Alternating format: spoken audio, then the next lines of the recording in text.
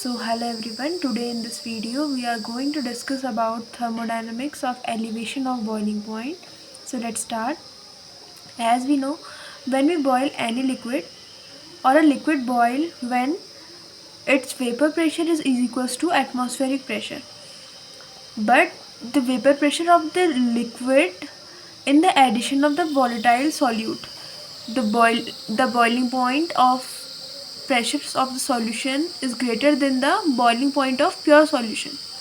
So boiling point of the solvent get elevated by addition of some non-volatile solute into it. This is a main topic conclusion. When we add any non-volatile solute, the boiling point of the solvent get elevated. So here you can see at T0 their pressure is P0. This for solution, this one T, for solvent P0. Here time T0 to T0 to T, vapor pressure of a temperature.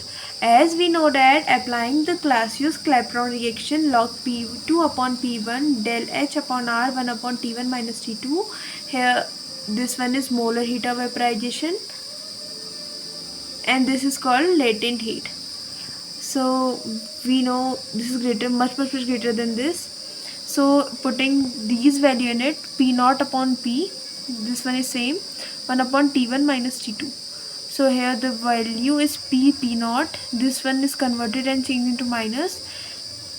And then in next solving these, they contain del TB upon T0, this one, and the vapor pressure we know that P upon P0 is equals to x1. For this, x is 1 minus x2, so minus x2, so put value in this minus x2.